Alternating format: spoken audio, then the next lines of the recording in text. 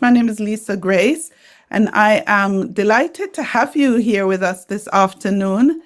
We will be looking at how we can enhance students' learning through the whole school model of sequential outdoor experiential education. So how do we get students outside exploring, learning, growing, and thriving? I've got Matthew Cox, who is going to be guiding us through this webinar today in association with Absolute Adventure. I'm going to take a minute now to introduce our panelists today. Matthew Cox is the General Manager of Absolute Adventure in the UAE. He's worked in education for over 23 years, and he's an expert in designing curriculum-based experiential and environmental education in formal and informal settings. Not only has Matthew been involved in establishing and running the first ever field study center in the UAE, but his experience spans the globe. He successfully oversaw similar projects in Oman, Malaysia, China, Hungary, Thailand, Singapore, Mozambique, and also his home country of South Africa. With his expertise, he has also pioneered a groundbreaking e-STEAM education program while using nature in the classroom. So you guys are in for a treat today.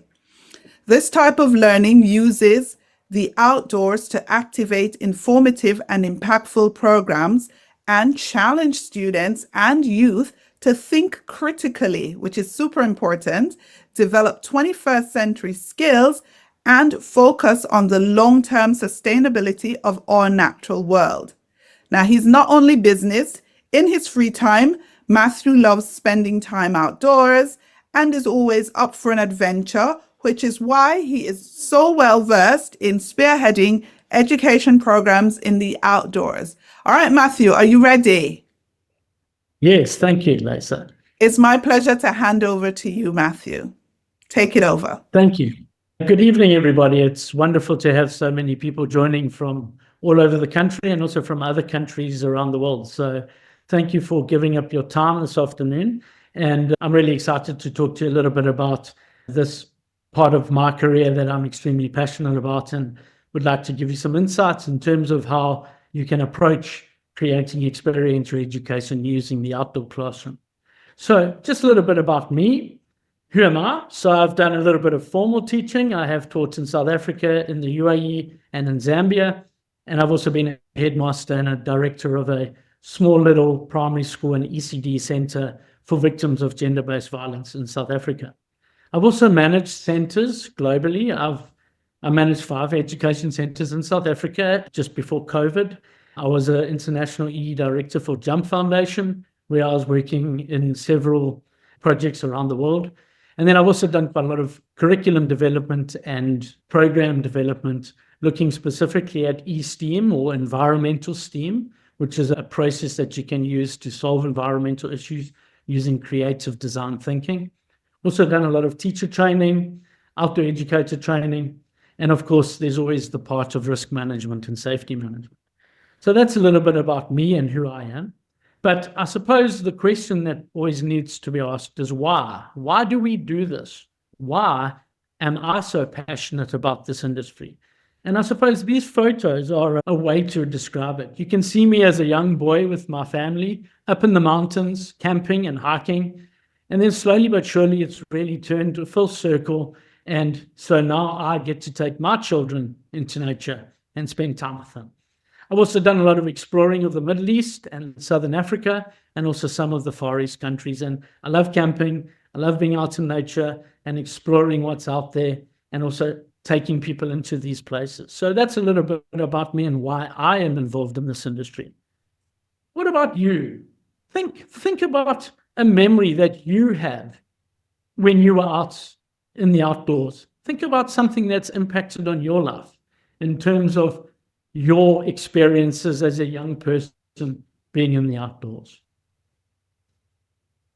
Okay. So I'm going to show you a video of a school that's working in Australia called Treetops, and it gives you a little bit of a sense of the opportunities out there in terms of outdoor education and curriculum.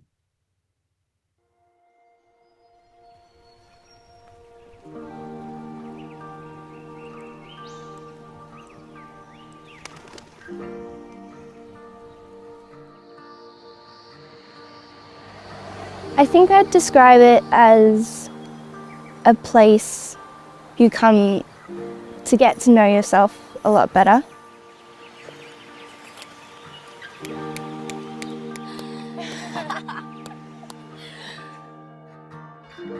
It is a school, and there's a normal academic year, but then on top of all that, it's got all the hiking, running, all the physical activities. It's just an amazing year. Being out here in the bush, not having phones or internet, Facebook and stuff like that, living in a tight community with everyone, it's good.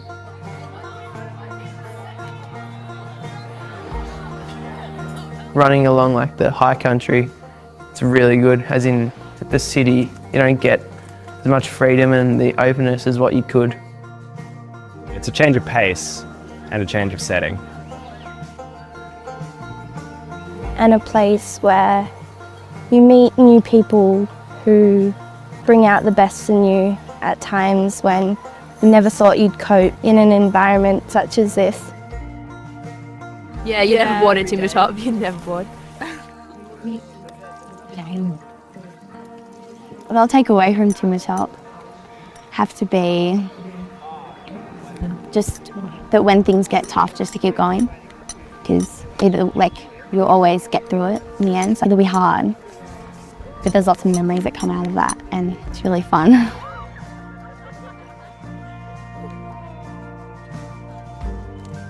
And to always have a go. There's nothing wrong with having a go.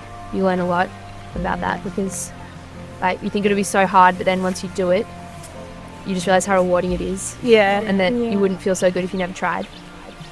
Good things come from hard work. Yeah.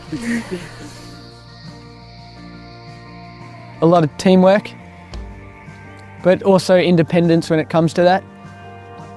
And definitely a lot more confidence in everyday activities. I guess it makes me a lot more determined to get through tough times. I can do more than I think I could ever have done. Once you do get to the top of the mountain and you look out and see the view and see what you've achieved, it's a feeling of if I was never here, I'd never get to do it. It's just magic at times.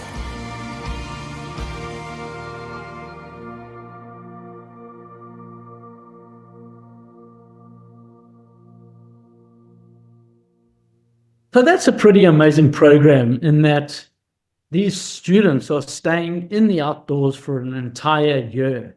And you can imagine the impact that type of an experience is having. But I think it's always really important to think that there's a science behind all of this. It doesn't just happen, and that curriculum and outdoor education and experiential education has been around for a very long time, and it has been developed by extremely famous and intelligent people over a long time. And in many respects, Kurt Hahn is one of those legends in the outdoor space. He was the founder of Outward Bound and a very passionate person getting youth out into the outdoors in order to grow them. And he said that experiential education is the process of acquiring knowledge through active participation, confronting demanding situations that push individuals out of their comfort zones. This can foster resilience, self-confidence, leadership acumen, and a profound sense of social responsibility. It also nurtures personal growth, character development, and contributes to society positively. Now, if you think about education and the challenges that education has at the moment around social media and tablets and smartphones and all of these things that are impacting our youth of today. Imagine we could create this type of impact on our children or on our youth using experiential outdoor education, where we can challenge and we can bring out the best of our children using the outdoor classroom as the way in which we do that. So Kurt Hahn is one of those legends, and there are a couple of others too. We've got John Dewey. He said, you can evaluate an activity, learn lessons from it, and use that learning to perform in better ways in another activity. You got Dr. Stephen Kellett, who says that there's a transformative approach to learning in natural environments, and that can facilitate both experiential learning and personal development. And Dr. Matt Healy has said that people develop self-control, life control, and attentional control. They can be more committed, promote a healthy acceptance of change, and challenge and build both themselves and their social confidence. So many of these words are so important in our curriculums today. And so when we look at experiential education, we look at two models that are really important. We look at what's called the Kolb's experiential learning theory, where there are 4 steps. So you have concrete experience, which is real life experience. You then conceptualize that abstractly through learning from that experience. You then reflect and you observe what happened, and you reflect on what that experience means to you. And then from there, you start to experiment from that experience, and that helps you learn and grow. And this experiential learning theory is really important in terms of the way that you both set up a briefing, you run the activity, and then you debrief at the end. A fantastic theory that was designed alongside Kurt Hahn and the outward bound approach. The other model that's really important is the experiential learning process. And you can see how the learning tree links your physical experiences to your social and your relationship experiences. And outdoor education is the medium that we use to link these two together through the environment that we're in and also through the adventures that we're going on. And if we can create that link between the physical and the emotional and the social, we can build very resilient and passionate and intelligent people through this process. And I think these two models are really important when we start to design curriculum and programs that we use in the outdoors. So, just some comments of students that have been out in the outdoors. And if you read what those look, you can really see people reflecting on the experience and thinking about how they grew and also how their relationships grew while they were going through the process, and then, of course, the debrief at the end. And we have volumes and volumes of research on the impact that an outdoor education or an outdoor experiential education program has had on young people, where they come back with a profound sense of contentment. They also are learning about resilience, and they also grow their relationships with others. And so it's such an important part of our approach to education and getting children to experience these types of experiences. This is an example of a video where children have been in a village in China on an experiential education program.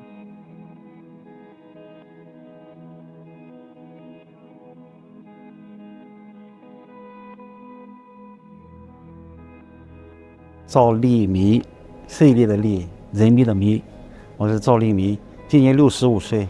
这小时来这边的话，我感觉到他对他们有好处了，可以说是体验一下生活，农村跟那个城市的那个差别是肯定有的。我们本地人很喜欢他们，就是跟他们很喜欢跟他们聊天，他们问什么问题，我们都会尽自己的所能来讲解给他们，来解释给他们。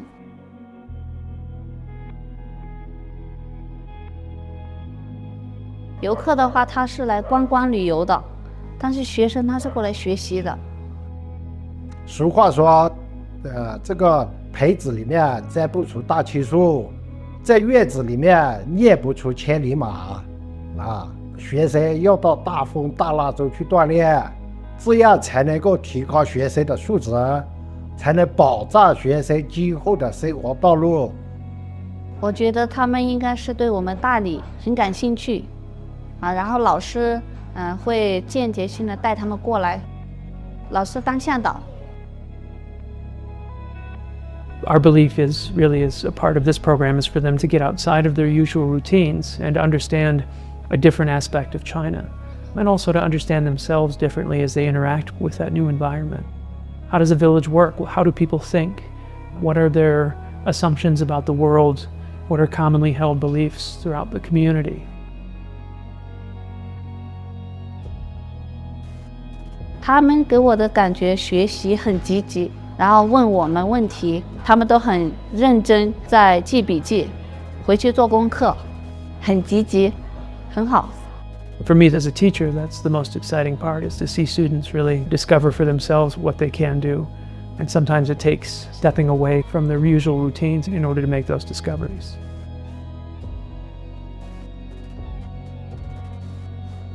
In microcampus, it really gives you a different perspective. I feel like learning here, you're not just learning like school things such as humanities, science, and math. We're also learning a lot on our responsibilities, especially with expectations given from Mr. G.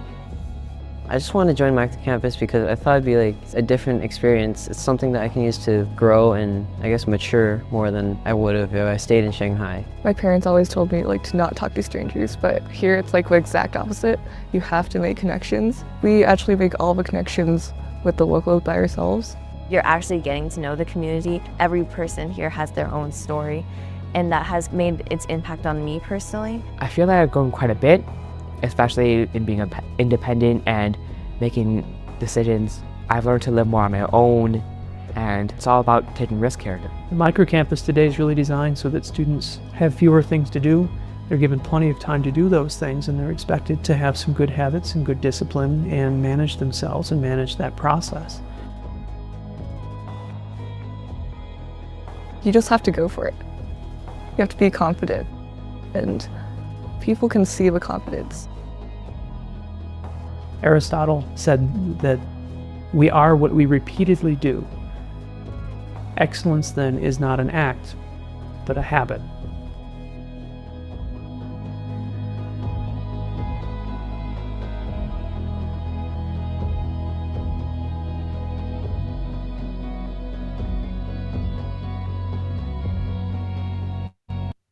So there's so many varieties to this experiential education approach, and that's one really nice example of community engagement and getting to know the local people within a certain village and creating that global citizen type concept, which is so important, especially when you're looking at what we're trying to get out of our curriculum in school. And it also is an opportunity for the students to do self-led discovery. So you would have heard the way it was described in terms of allowing the children or the students to lead the experience as they go through their stay at the village. And those learnings, those opportunities to reflect, those opportunities to engage are so important. And then, of course, you weave it all together in the experience that you're on while you're there. And then linking it back to specific subjects in the curriculum is a really important part of an experience like that. So how do we do this? How do we create these types of programs?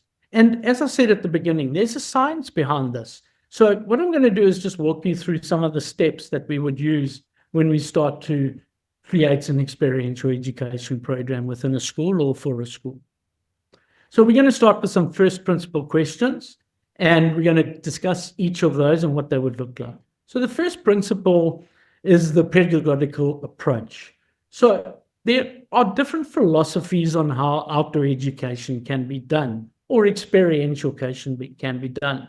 And ultimately, they are one and the same, but slightly different in approach. So if you think of the traditional outdoor education, it's very much a skills-based approach where you're looking at adventurous experiences. So let's say kayaking, you're learning the skills of kayaking, and then you are merging experiential education into that in terms of the way that you debrief, the way that you weave in other parts of the curriculum into the kayaking. The other approach is through experiential education in the outdoors, where you're almost going on a journey type experience. And in that journey, you're activating different parts of the curriculum and you're pulling in various aspects.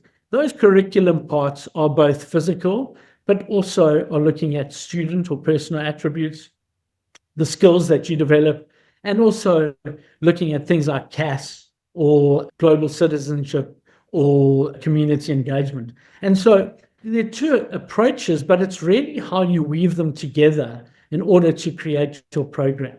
So that's the first principle. The second principle would be, what is your school's vision for EE or both? And it's really important that when you start to put your vision together, you link it to your school's strategic plan. So here are two examples of schools that I have worked with in the past, where the first school would say, EE empowers learners to build their futures and contribute to a better world. And the second one would be more field-based experiential learning, inspiring and challenging youth through connecting authentically with the world around them. But it's really important as a school that you embed this into your strategic plan so it becomes a core part of the school and how the school operates. The third principle is to create some pillars. So here's an example of a school that has created pillars through an iterative process, and they chose personal development, community building, global citizenship, and outdoor learning. And those are the pillars that they build their program around.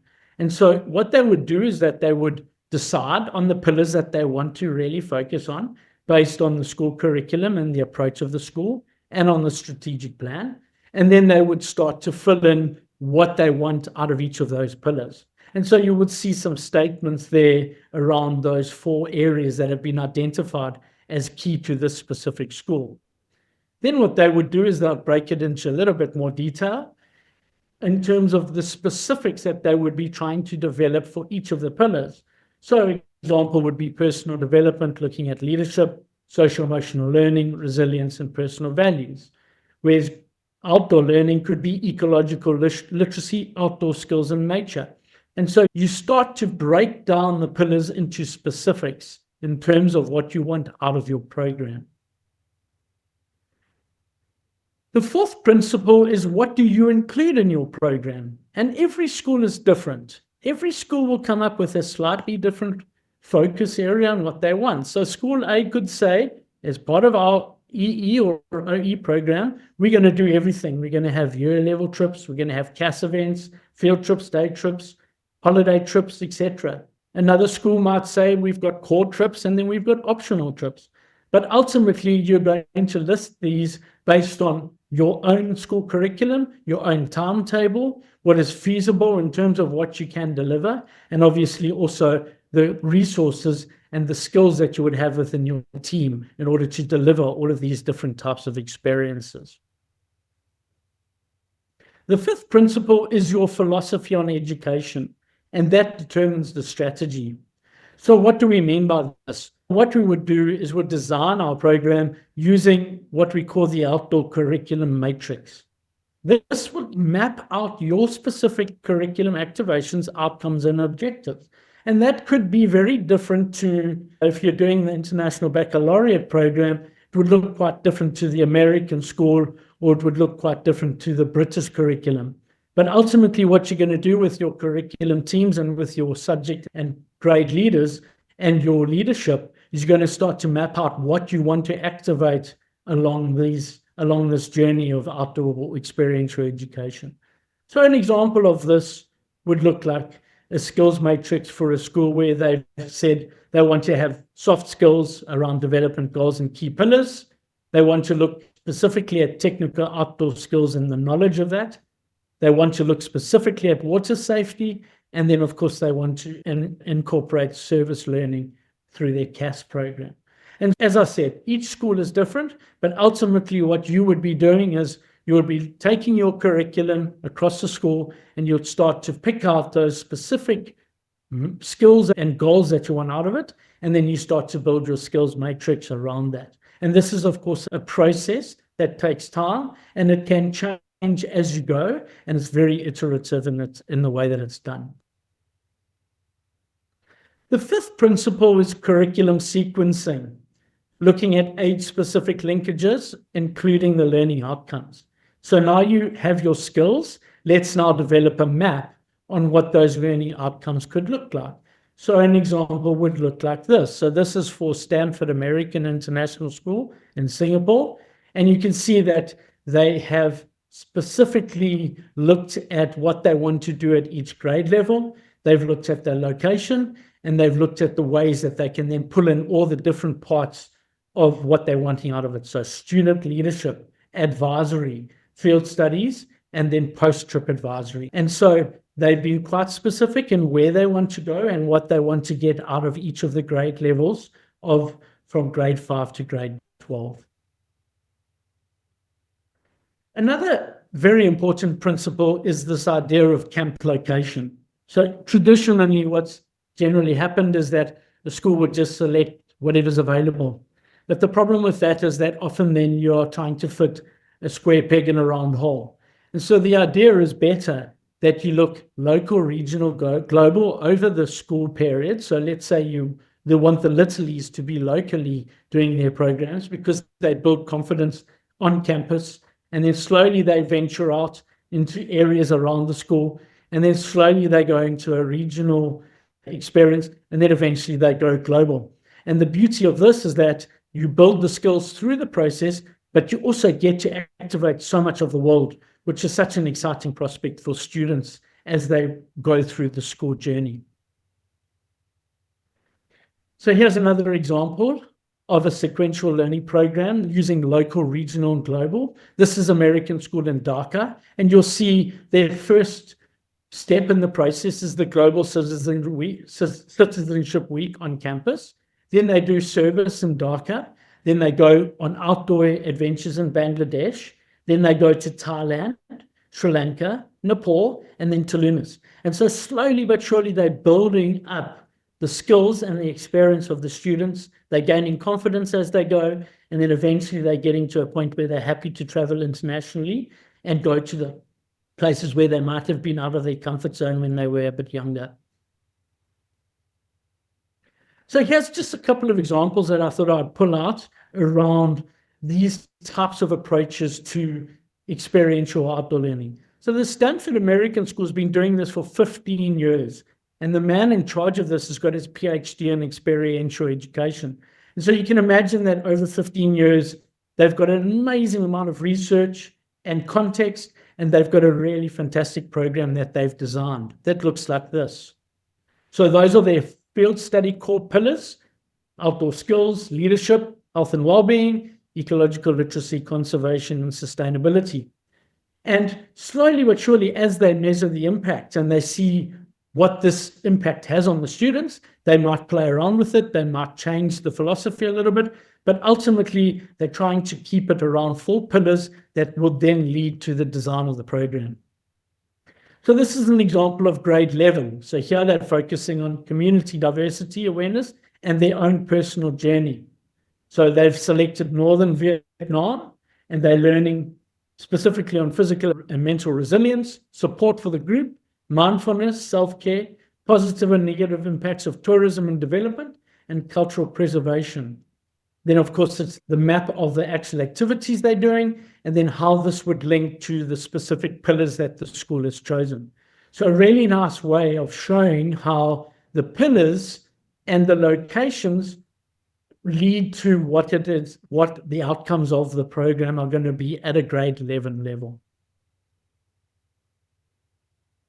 This experience has been really special for the children because they haven't been allowed to use social media. They had no technology with them whatsoever, and they became one with nature.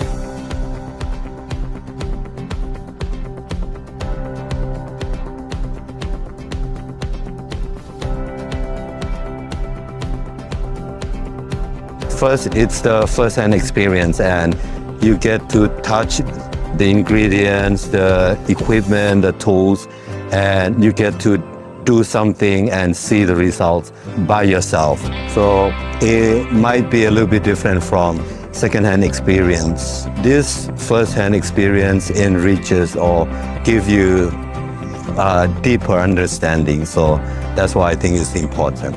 So far, it's about the experience because we're doing things we haven't done before. So just getting to do these things which we don't get to do in our home country is just really cool, as we've just never done it before. Field studies is really good because we are going to get a sense of new cultures and different people's cultures and learn more about other people in the world and get new skills that we could use later in life. You need to experience this because you're never going to experience it again, and it's once in a lifetime experience and you only live once. So you need to use your time as you can, and you need to have fun and make friends and socialize. This past few days, it's been amazing for them to educate themselves in different ways through nature, such as making fires, such as building a shelter, and having real respect for what they have. A really nice video summarizing the Stanford American approach and what they do with their EE program. Another example is WESA education centers in South Africa. So here is an example of 5 education centers that have created a progressive curriculum using very different habitats across the 5 centers. So you can see that they've mapped out a journey for the students as they go through the experience. And you can once again see all of those different pieces that are being activated through the journey. So life skills, teamwork, team building, art and drama, the hunter-gatherer lifestyle of the local community, which in South Africa would be the Khoisan, the sustainability linkages through the SDGs around reduce, reuse, recycle, ecology, geography, astronomy, etc. And so with the 5 centers that WESA operates, you can see that there's a progressive curriculum that's been created around what each of those centers can offer. You can see the example of the President's Award, or also known as the International Award, or also known as the Duke of Edinburgh Award, where grade 8 they would do it at Bushbridge, grade 9 at Twin Streams, and grade 10 at Sishen. So they can achieve those awards over 3 years.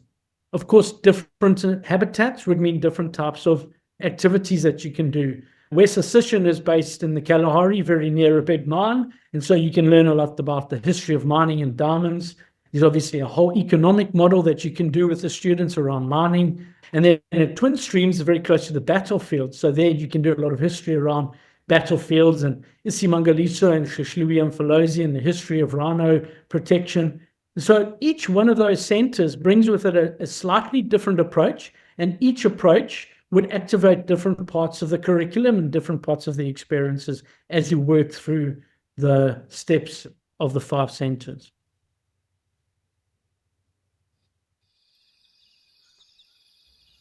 Umsenge ugotshwa usemanzi. The tree is better bent while it's still wet.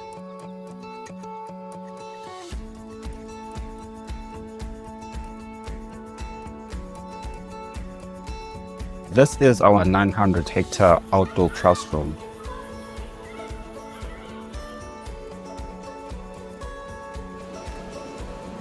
From the minute you enter the gates, you've already sold Mngeni Valley.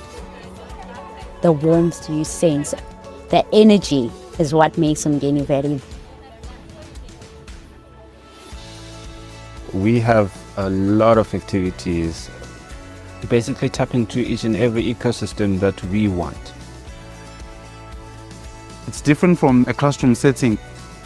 You are touching something, you are feeling it, it's in front of you. It's an all-round sensory experience. I think that excites the learners.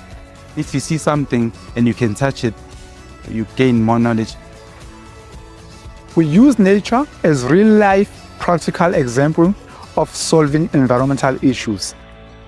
Our outdoor classroom is perfect because the kids are learning while they're having the time of their life. Kids are like sponges. Whatever you give to them, they take in. What better way of making it fun for them? And that way they remember it for life.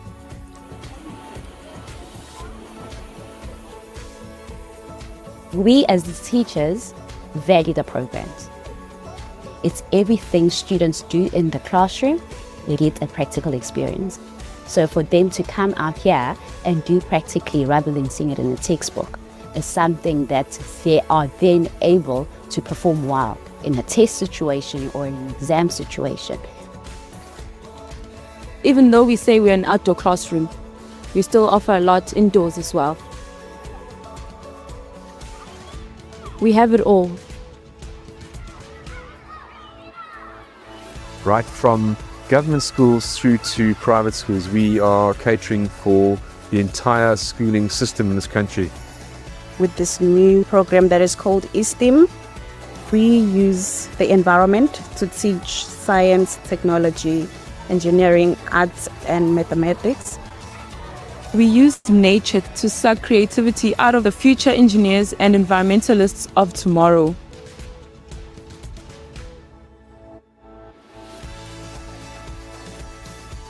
Waking up, taking a walk, you're just awestruck at the incredible beauty of nature and seeing how it falls in full water.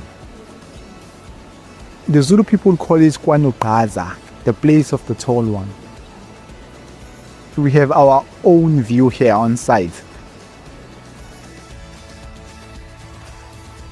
The educators in this centre are passionate people. They are 100% involved. We're very diverse in terms of culture, in terms of languages.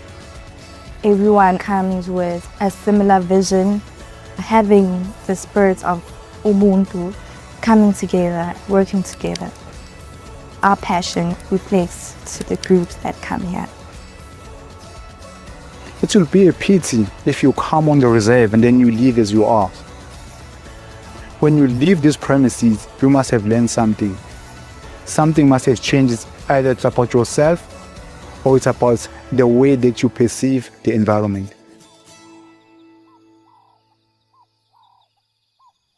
So the reason why I wanted to show you that video is because it's a nice example of integrating technology into the field. It's a very effective way of doing field work, using technology to help you get research done in the field. And by being creative in the way you do that, it allows the students to do GIS or to look at high-level research or to do weather station analysis using technology, but out in the outdoors. Another example is American International School of Budapest, where they've also mapped out their middle school learning outcomes. And so you can see that their focuses are independence and resilience, exploring arts, culture, and traditions, and then environmental systems and sustainability. So a really nice way of showing how you've got your theme, you've got your learning outcomes, and then what activities can we activate so that those areas of the curriculum are focused on. A very specific and intentional way of mapping curriculum. American School of Dubai focused mainly on personal attributes. So they weren't that interested in the other skills part. They really wanted to focus on personal attributes. But also, again, we're looking at how can you do local, regional, global, and then pull it back in at grade 12, where they're back on campus, learning about leadership, culture, diversity. And so intentional way of using local, regional, global, focusing on personal attributes and student attributes, and creating a Week Without Wars program and then an Inspire program that activated all these different parts of the personal and student attributes using both adventure-based activities and also experiential education methodologies. A very intentional way of creating an outdoor program. This is NIST. NIST is one of those that's also been going on for a very long time. And this is the student journey that NIST run. So you can see they start even at early years on campus, where they build curiosity, and then they basically walk through a journey, slowly but surely going from local to regional to global. And then at the end of it, they design their own field trip, and they do everything required as year 13 students.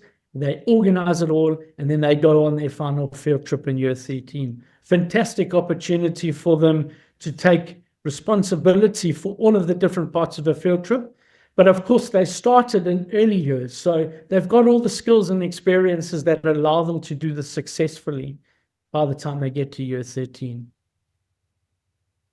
What about impact? Such an important part, but also not very easy necessarily to measure when you're only going to one place for a short period. And so the key is that you do it over a long period of time, and you're intentional about the way that you do it. So how do we know if we're reaching our desired outcomes? There's a huge amount of research that's been done on this, and a lot of the research looks at these areas. So they look at outcomes. How are the outcomes achieved, and have they been achieved? They then look on the mechanisms of learning. So how can you add the outcomes to the mechanisms of learning, and what influence do all of the different parts of the program have? So is it the role of the instructor? How much has that influenced it? What about the curriculum? What about the environment that you're in? Social dynamics and role of challenge and sequence. And just as a very high-level example of what this looks like, I'll go back to Stanford. So these are the types of questionnaires that the students would do before the field studies trip they go on and after the field studies trip. They do this and have been doing it for many years. And so they've been able to create a body of research that really does show the impact and the positive part of this journey for the students at the school. And this is some of the outcomes. So you can see grade 6, ecological literacy is exceptionally improved. Personal development has shown improvement.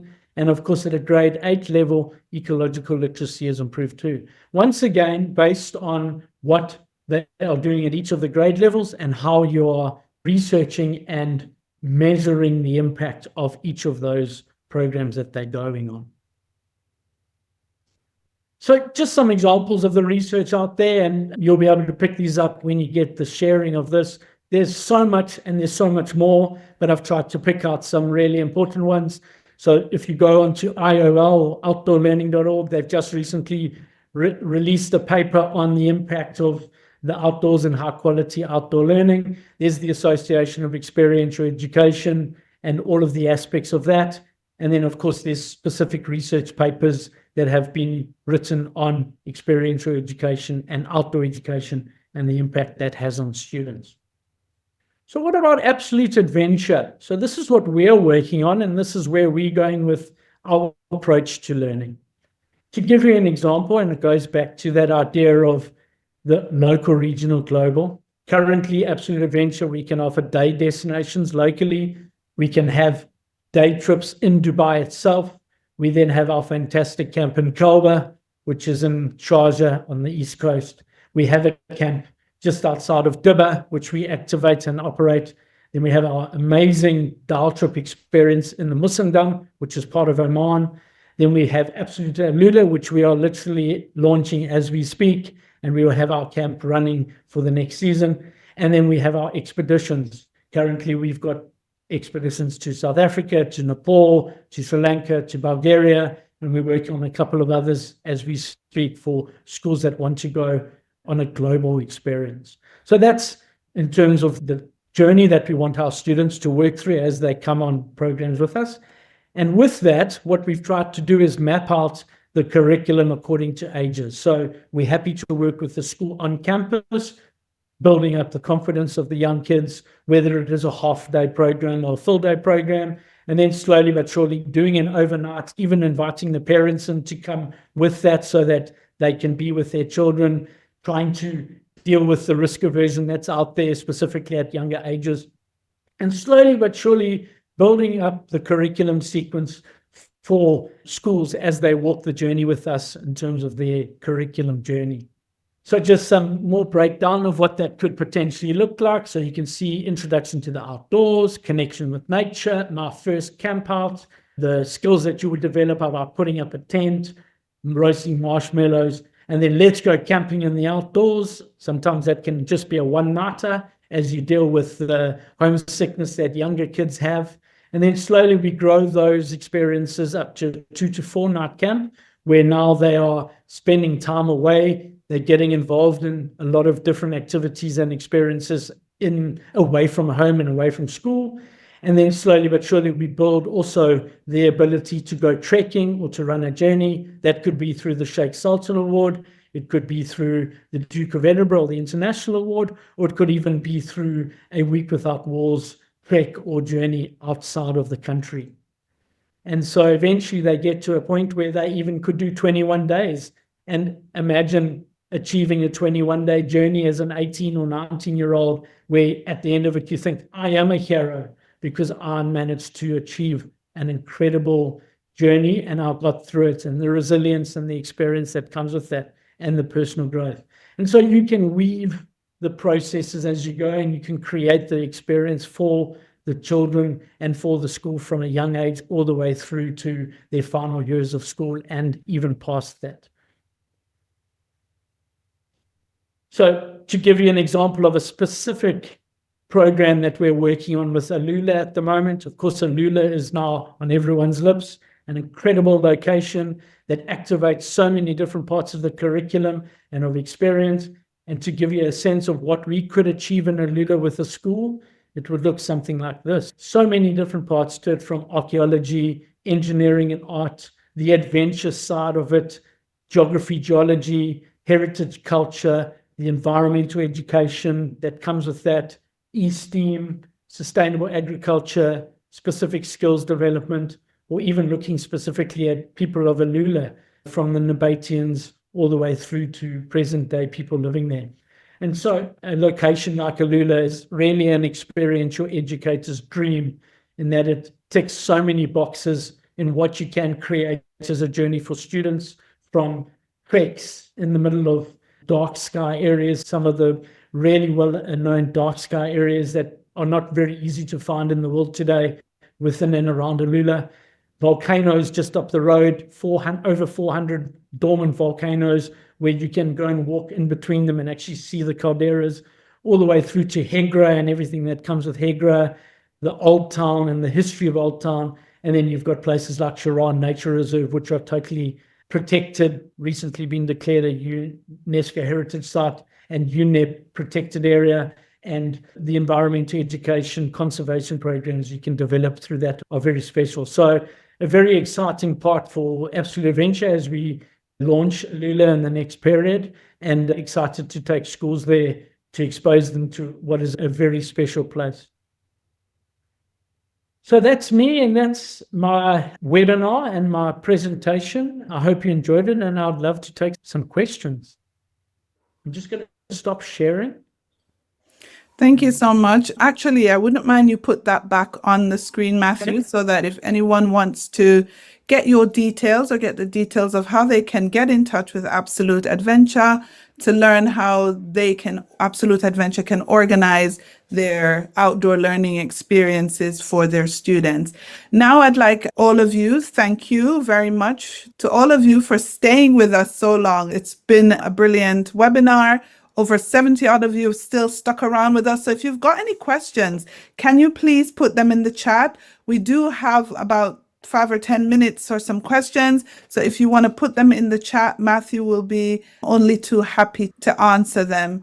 Please note that we will be sending the recording, the YouTube link to this webinar to everyone who's registered, so that you can actually watch it again at your own convenience. Sorry, Matthew, there's something covering, I think, that slide. Yes, there you go. Much better. Any questions? If you have a question for us, can you put them in the chat? While we're waiting for a question, I do have one. I wanted to find out from you, in terms of the different places that you take students and the types of learning experience that you offer, what has been some of the, apart from the videos that you show, what have been some of the favorites for students, especially from the UAE, and why? Yeah, great question. Thank you. I think the Musandam is one of those very, very special places that all students should experience. It's literally on our doorstep. But when you go through that border post and you get onto that dhow and you go to this magnificent area of geological, it's overwhelming from a geological point of view. And then, of course, you almost feel like you're going into another world. The people there live very simple lives. They've got very little, but yet we had an experience recently where we were doing a walk and we were welcomed into this small little house, very basic architecture, and they literally fed us. They gave us dates. They probably gave us food that they've had to go a long way to get. And they were just so welcoming. And I think that's something about Arabian culture that's so important for people living in Dubai to experience. You get outside of the city and you go to these places in Oman or in Saudi Arabia, or even in parts of the UAE itself, if you go to Kalba, for example, where you get to see a slightly different way of life. But the people are so welcoming and so happy to welcome you in and to interact with you. So I think a place like Musandam in Oman, or even going into main Oman and going into the mountains there is a very unique experience. I think China is something incredible in terms of the culture, the cultural experience. And a lot of people don't think of China as having beautiful natural resources, but there are karst mountains there that are very overwhelmingly beautiful. And so you can mix a fantastic cultural and historical experience in a place like China together with fantastic adventures. Places like Georgia and Armenia, Bulgaria, places that you wouldn't really think of destinations, but you go into these locations and the adventure is amazing. The natural experience, but also the people are just so welcoming and they want to tell you about them and their culture. And so taking students to slightly different places, not the run-of-the-mill places where so many schools go, is you open up those types of experiences to students that would give them a totally different way of learning. And I think that's a really nice place to go. And then if you go to even Croatia, for example, Croatia is a fantastic place for experiential education. One of the first places that I ever went, I've taught at Emirates International School in the Meadows for 5 years. And my first field trip there was to a fantastic field study center in Cyprus, where the entire village was basically depopulated through urbanization. A lot of the youth left and they went to the big cities. And the people that remained were really the craftsmen, the people that were doing the olive oil crushing and making olive oils and fixing cares. And what was so special about this was that there's a taverna there where a person that lives in that village cooks for the children. And the children would go and collect snails and actually literally then help cook in the taverna and then eat the snails that they picked up. And I think those types of experiences are amazing because then you really get a sense of the culture and what's happening in a very small village, get to know the people there, and they actually live with the people of the village. So they live in their houses. So what a fantastic experience for young kids to go and do something like that. Yeah. I've got a question that says, what provision do you have for kids with special educational needs? Excellent question. And I think this is a very important and a massively growing part of the UAE, especially with the focus on people of determination. So certainly within my team alone, we have some experts in this field. We have Gerard Hurls, for example, who's actually worked at a special needs school in the UK.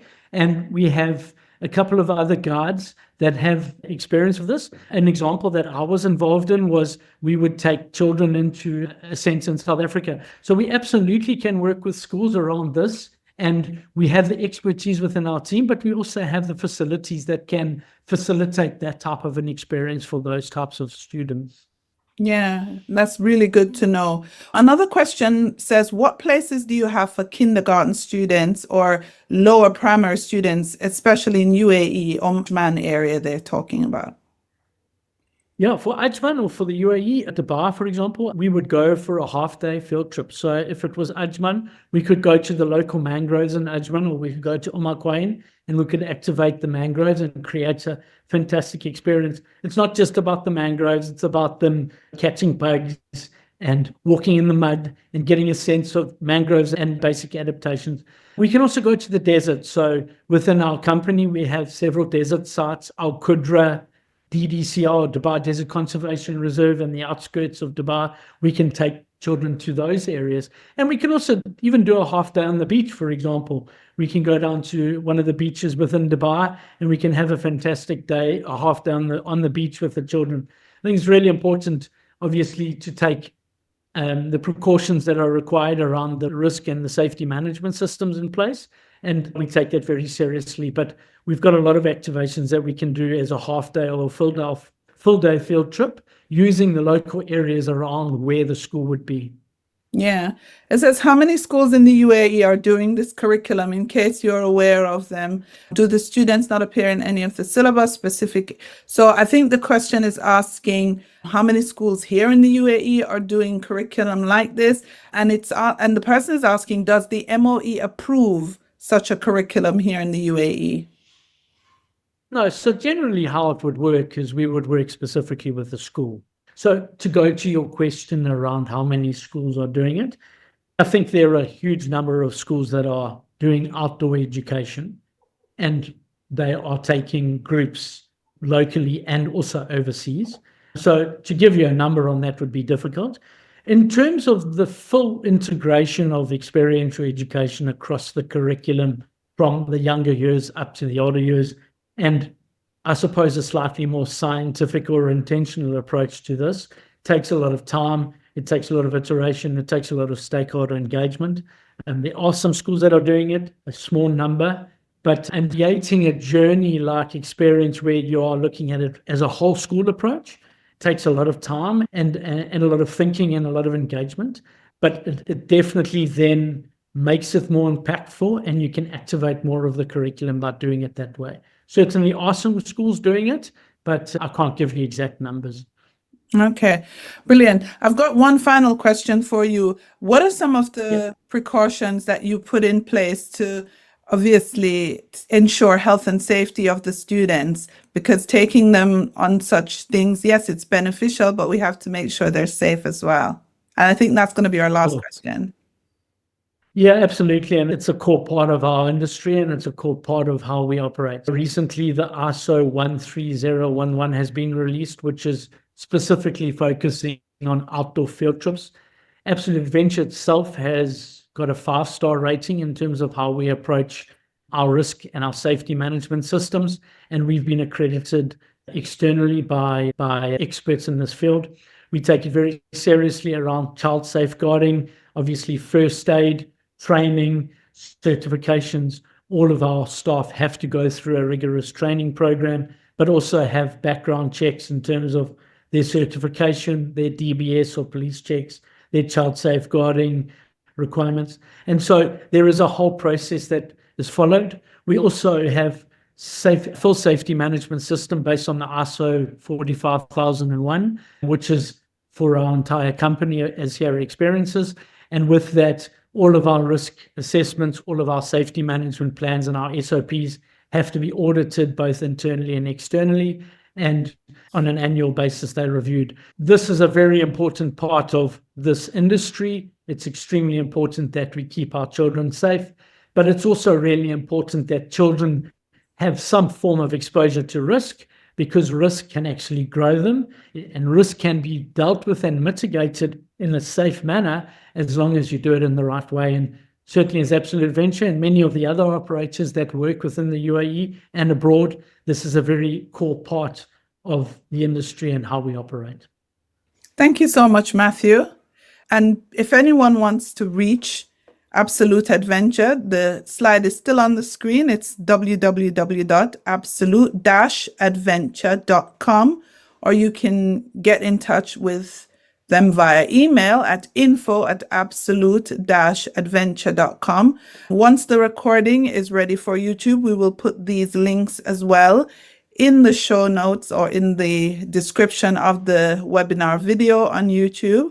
But we want to thank you very much for sticking around and for being here on this webinar. It's been our absolute pleasure. My name is Lisa Grace Wilson, and I want to say thank you for joining us. This webinar is officially over. Thank you.